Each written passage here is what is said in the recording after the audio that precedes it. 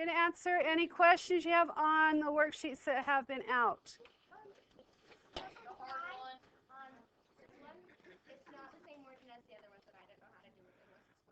Okay, number what? 5. Okay, tell me what number 5 says on your KQ worksheet.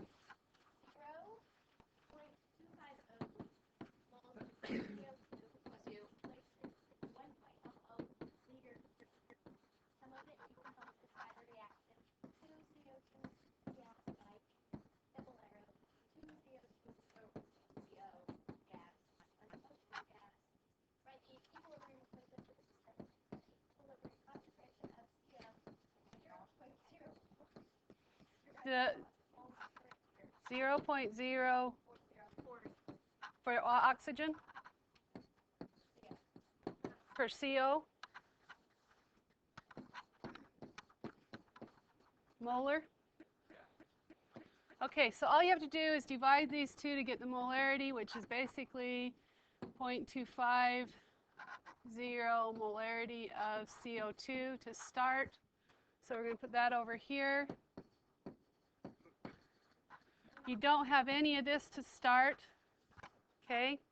So then you go to the change. On the change, you're worried about the coefficients. Okay, so you got a minus 2x here because you don't have anything over here, so it's going to shift by Le Chatelier to the products. Over here, you're going to get, and you're going to get. Okay, so because of this right here, I can find out 2x equals 0.040, so x equals 0.020. Everybody okay with that? Yes.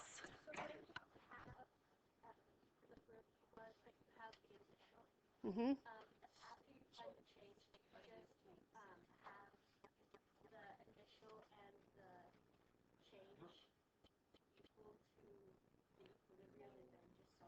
You have to find something like this one you can fix. Sometimes they give you an initial and an equilibrium of one of them. If they do it like that, then you got to look at the difference, and the difference is equal to the change. Okay? So on this one right here, basically we're going to say, okay, that's going to be minus 2 times 0.020. This is going to be, and 2 times that is basically 0.040 and 0.020. So at equilibrium here, we have 0.020 molar of oxygen, and we have, let's see, that's negative 0.040, so that's going to be 0.2210. I don't know why my marker's not writing. Okay, so then you can just plug in. Write your KQ, so your KQ is going to be products over reactants.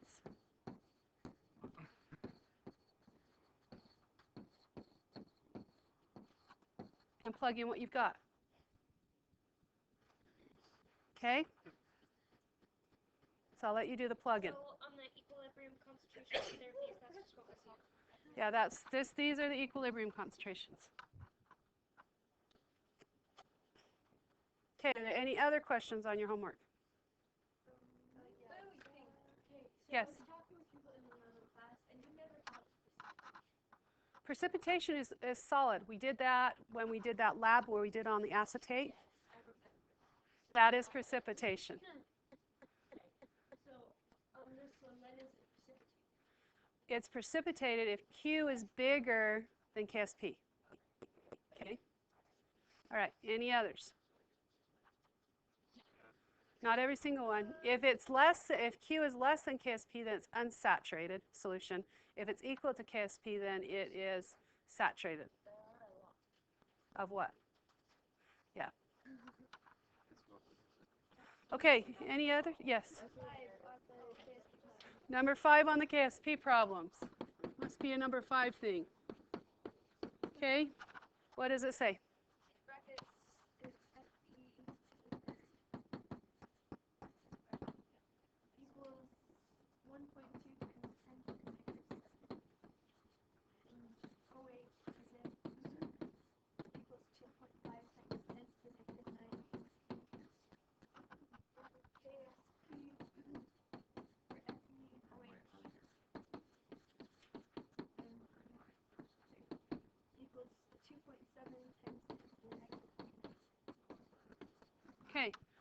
So the first thing you need to do is say, okay, if I start with FeOH3, what, as a solid, what ions is it going to be when I dissolve it? So it's going to be Fe plus 3 plus an OH minus, both are aqueous. How many of each do I need?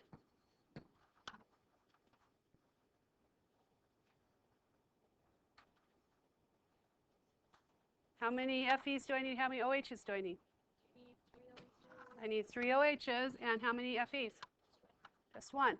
So from there I can write my KSP. K of solubility. I have 1 Fe, that's a 3, and I have 3 OH minuses, so I put that to the third power.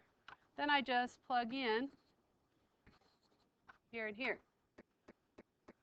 So that rule about the solid that applies to the KE2, what does it apply to?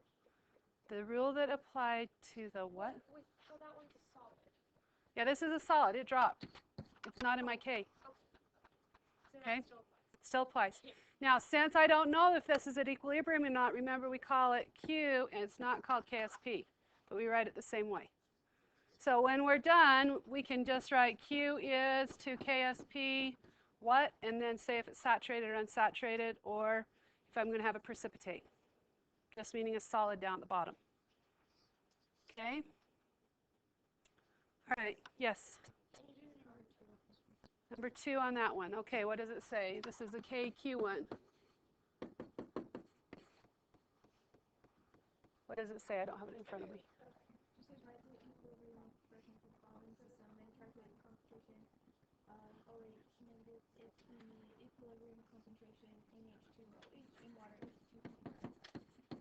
Is 2.55? Okay, what's the equation?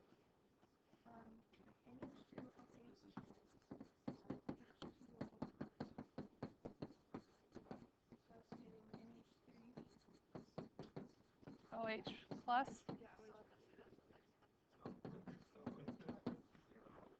This is a liquid. This was a AQ. This was AAQ because it's an ion, and this is AQ because it's ion. So basically, we don't worry about water. Okay? So if we do our ice table for this, we don't know what we started with. We don't know what's happened. We know this was 0 and 0 to start with. We know that we had an equilibrium, 2.55. We don't know what these are, so, but we do know this is going to be a minus x, a plus x, and a plus x, right? So at equilibrium, we could say that this is an x and this is an x. Okay, so if we write the KQ for this, KQ is going to be equal to NH3 OH plus OH minus divided by NH2 OH. If I remember right, we were given the KQ. Yes? On this one?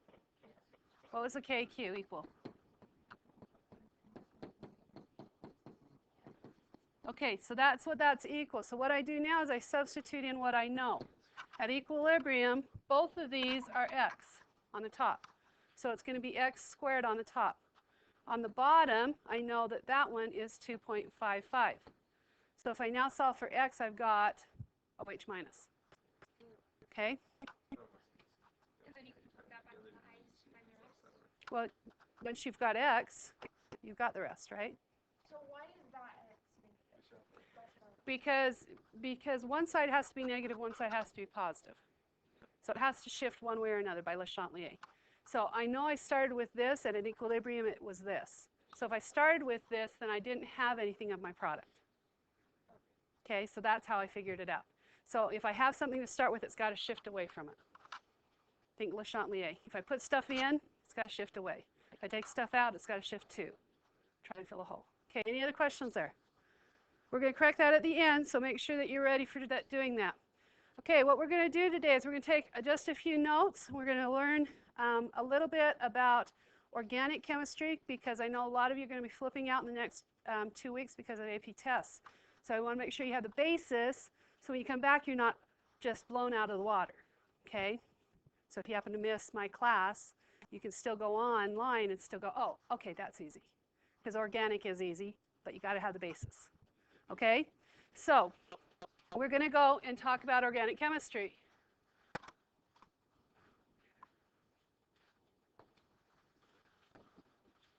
Okay, organic chemistry basically is just that. It is all around us. It is anything that has been living and is now dead or is still living.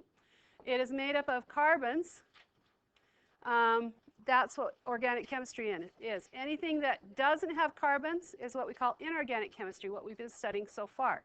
Okay, so carbon chemistry is organic chemistry. We also use it in biochemistry, so how our bodies work and how bodies function. Okay, so we've got a little song that's going to help us with the basis for organic chemistry.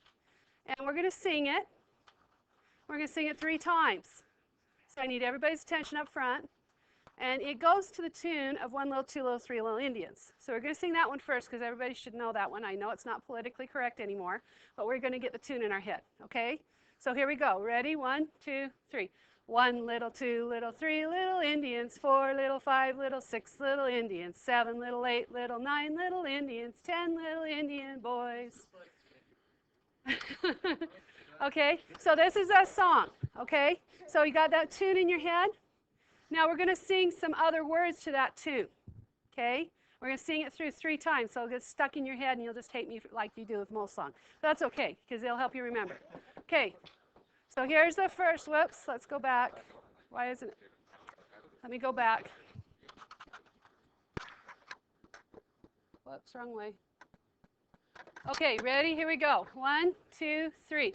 It is simple, you can do it. You can name organic compounds. Learn this song, memorize it, then you're on your way.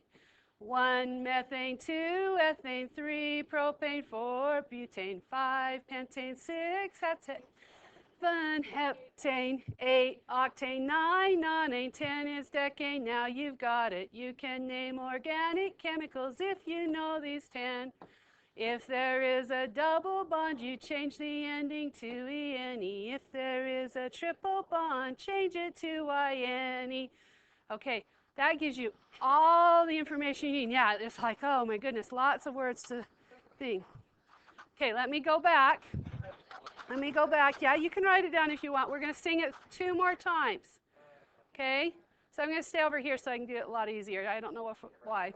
Ready? 1, 2, 3. It is simple, you can do it. You can name organic compounds. Learn this song, memorize it, then you're on your way.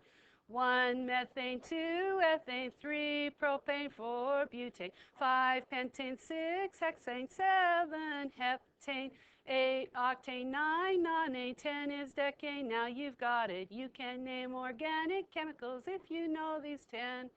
If there is a double bond, you change the ending to ene. If there is a triple bond, change it to ine. And now for the 3rd time, so it really gets stuck in your head. Ready? It is simple, you can do it. You can name organic compounds. Learn this song, memorize it, then you're on your way. 1 methane, 2 ethane, 3 propane, 4 butane, 5 pentane, 6 hexane, 7 heptane, 8 octane, 9 nonane, 10 is decane. Now you've got it. You can name organic chemicals if you know these 10. If there is a double bond, you change the ending to ene. If there is a triple bond, change it to ine. Okay, so I am recording this, so it's going back up on the blog, on YouTube, so you can go home and listen to it over and over again if you want to. Okay? Yeah, to you, yes, you're singing, yes. I do. It's 21. Okay, so here we go.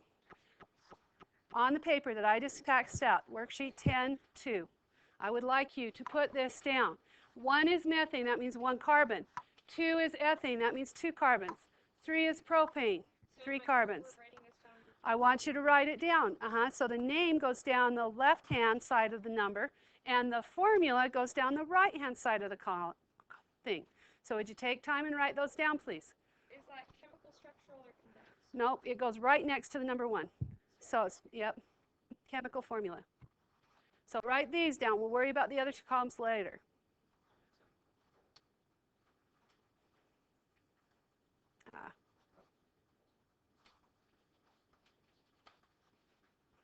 Okay, so take a second, write these down.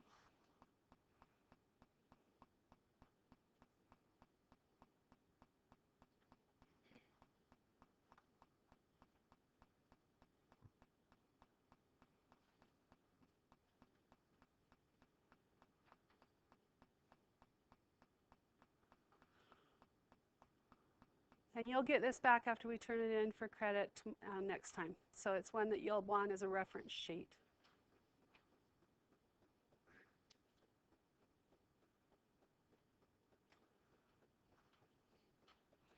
Does anybody notice a pattern between the carbons and the hydrogens?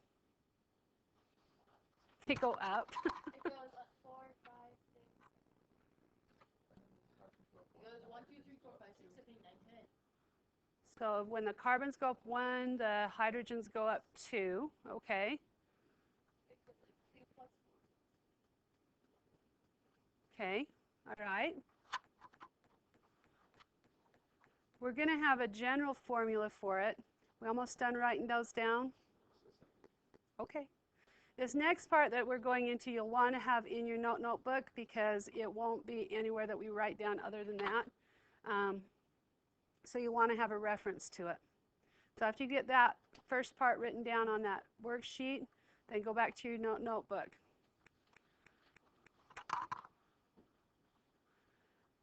This is the pattern, or this is the formula for A-N-E ending. A-N-E all has single bonds all the way through.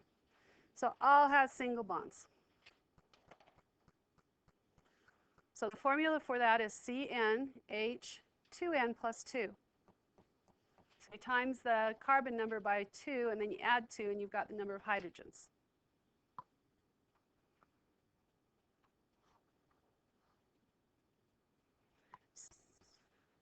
So this is the first part of the song when we're singing. 1 is methane, 2 is ethane, 3 is propane, 4 is butane, 5 is pentane, 6 is hexane, 7 heptane, 8 is octane, 9 is nonane, 10 is decane. Now you've got it. So this is the first, well, actually second verse, I guess, second and third. Okay, everybody got this down?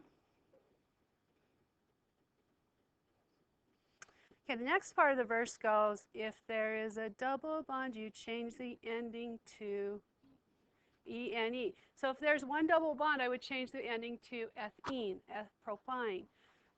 So I'm changing the ending from A-N-E to E-N-E, okay? And when I do that, this is a formula for double bond. So I take away 2 hydrogens for every bond extra I put in there, and a double bond is an extra bond. Okay?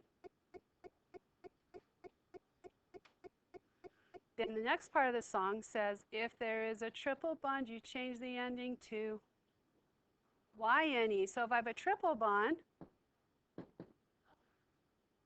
it's subtracted by 2 this time. So double bond was just 2N, but triple bond, you subtract another 2. Okay? And it is a Y-N-E bond. And we're going to explain that in just a second. I need 2 volunteers, though.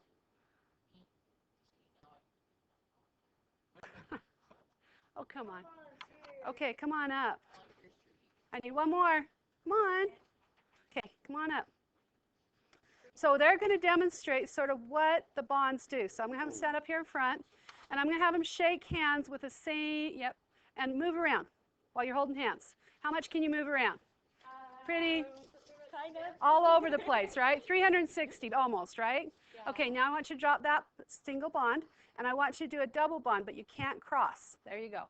Now, how much can you move here? Can you do the whole 360? Oh. Okay. Oh, but you can't let go. Can't let go. Okay. All right, now we're going to do a triple bond. A triple bond, you have to hold up your knee to your knee. And it has to be off the ground. This is awkward. This is awkward. Can you move around as much? What if I put a little pressure on you? Put a little bit more pressure. It's harder to keep the bond. Okay. Thank you, guys. Okay. So we have a single bond, and that is a 3D bond. Okay, so it has molecule that is basically 3D. When you do a double bond, what happens is it forces that molecule into a plane. Okay, so when I have a double bond, it forces that molecule into a plane.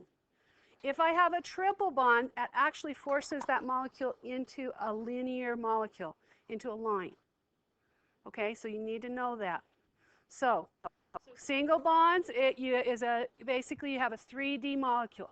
Okay, a double bond forces it into a plane, and a triple bond forces it into a line. Okay. All right, so let's take, and we're going to go to examples, if I can get out of here, into a line, so into a linear molecule. Okay, so what we're going to do, we'll talk about those later. So we're going to go here, and we're going to talk about carbon. Going back to the very first, carbon had how many Lewis dot around it? 4. So I'd put 1 on each side, right?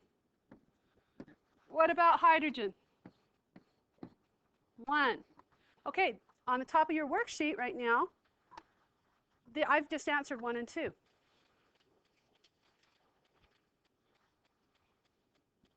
Okay? Now, how many hydrogens need to go around carbon to make carbon have a full outer octet? 4. So I would write it like, I'll do blue.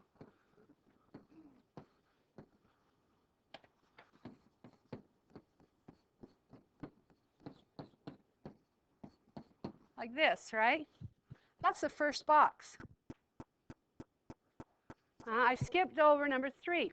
Now, I haven't reworded this, but if you say happy in college, they will get very upset with you because that's personifying an element. We've personified elements in here all the time because it's easier to remember things. But when you get to college, do not say happy. Okay? They have a full outer octet, meaning 8 electrons in its outer shell. So how many electrons does it want in its outer shell to be have a complete outer octet? 8. 2, 4, 6, 8. But weren't one of those dots the carbon? Right, but what happens is that's how many is around carbon, is 8. And if you look at how many is in the S and the P, the total amount to be like a noble gas is 8. So they want to have 8. The only exception to the rule is hydrogen, which on its level, it only needs 2 to be like a noble gas, which is helium. Oh, wait. So we need 4 hydrogens to make it happy, but that equals 8 electrons on the outer So the last part says carbon likes to have 8 electrons in its outer shell. Oh, how many hydrogens? Yes, 4 hydrogens. You're right. Yeah. Okay, 4 hydrogens, but 8 electrons. Okay, and we won't say happy, we'll say complete. All right? Okay, so now I've shown it with Lewis dot, but when you have a lot of carbons and organic molecules get really big, okay, you don't want to have to do all those dots. Okay, so instead of the dots, what we do is we just show the bond as being one line. Now, you got to be careful because if these hydrogens were replaced with chlorine, how many does chlorine have around it? 2. No, how many electrons does 7? So the bond would be here, but I'd still have to show the other 6 electrons. Okay, so only the bond can be represented by a line. All right? Okay, so let's go and look at number 3. We're going to do number 3 all the way across, and then maybe we'll do number 6. So number 3. Number 3 meaning 3 carbons, C3H8, right? What is that called? Propane. Okay, the first thing that I want to do, that big area, is a structural formula. So I'm going to draw 3 carbons like this connected, but then I have to connect the 8 hydrogens. So I put a hydrogen, a hydrogen, a hydrogen, a hydrogen, a hydrogen. And by the time you get down to 10, you'll be sick of me. But yes, I want you to do that for all of them. Then over on the side there, it says write the condensed formula.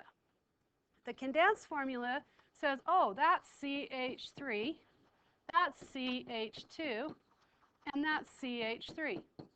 So I've got the condensed formula. So see that this right here is represented here. This right here is represented here. And this right here is represented here. That's condensed. Okay, they came up with a condensed formula because when they're writing textbooks, it's hard to draw this in, but it's easy to put that in. Okay? So let's do another one. Let's go down to 7, just because I get bored of doing 6. Okay, so C7H16, right? So we're going to go 7 carbons across. 1, 2, 3, 4, 5, 6, 7. And we're going to put hydrogens on it.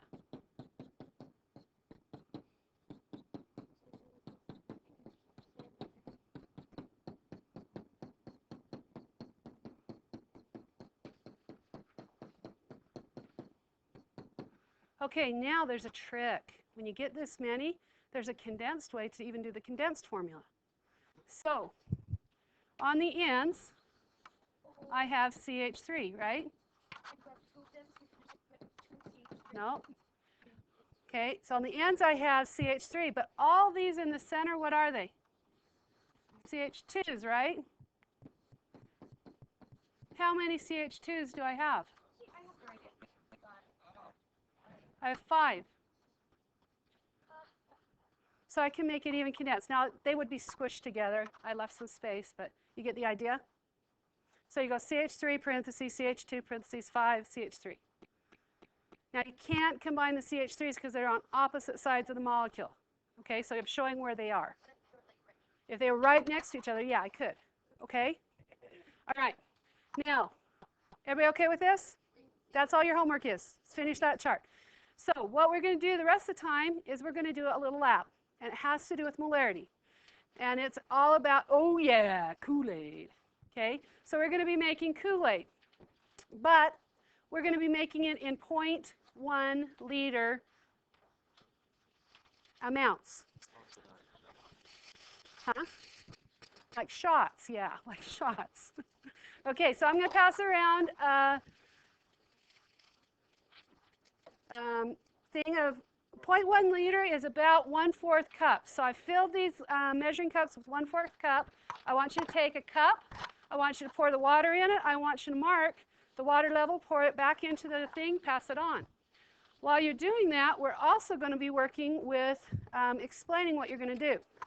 Up here I have little stir straws, and you each can have one to stir your stuff. Okay, the purpose is to determine the concentration, molarity, of properly made Kool-Aid. So you're going to be tasting different concentrations of Kool-Aid and deciding what's the right concentration of Kool-Aid that it should be. Okay, so hopefully you all know what Kool-Aid tastes like. Okay, you're going to make 3 solutions to start with. You're going to know the molarity of those solutions, and then you've got to decide, I'll tell you right now, none of these 3 concentrations are the right concentration for Kool-Aid. But you've got to decide where you're going to vary it, and you've got to find the right concentration of Kool-Aid from what we've done. So you've got to do some experimenting. Okay? So I'm going to help you for the first part. I'm going to help you do the first one, then you've got to do the rest. So it says calculate how much solid Kool-Aid you will need to make 0.1 liter of each solution. Now the Kool-Aid I've got is a no-name brand, but it's okay. But it's a Kool-Aid with a sugar mixed. So it's mostly sugar. So sugar is C6H12O6. So the first thing that we need to do is find the molar mass. So grab out your calculators, find the molar mass of C6H12O6. And that is A. So you can put the answer down on A.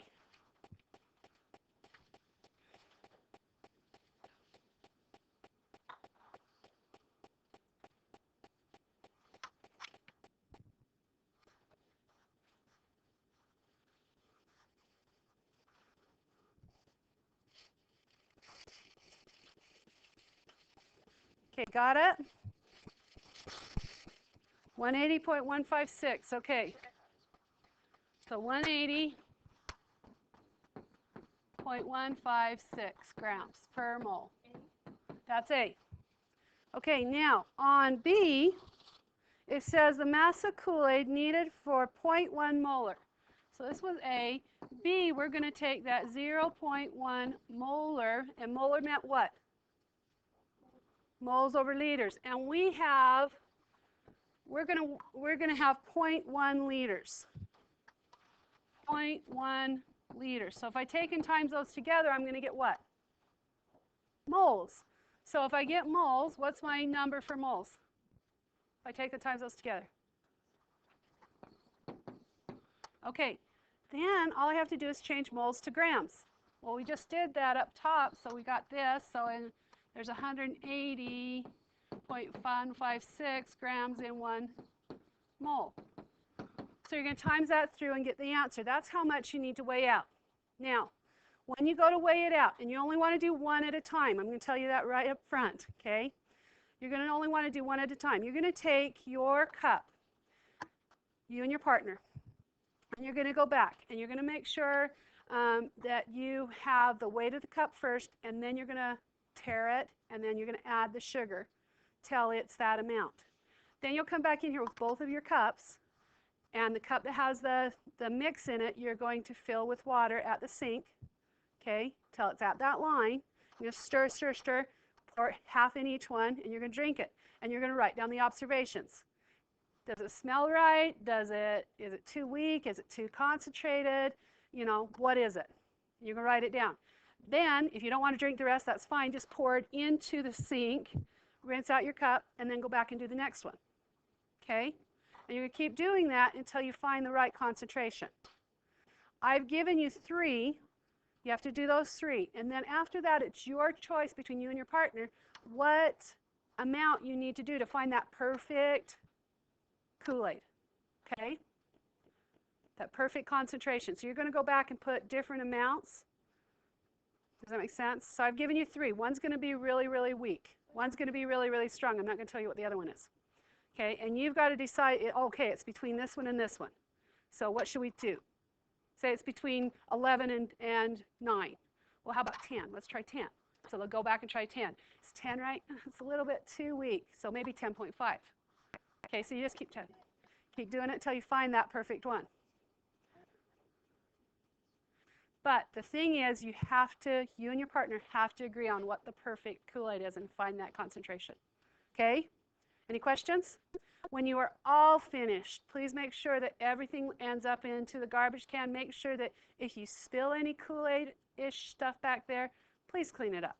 Okay, I've put all the scales on the west side of the lab.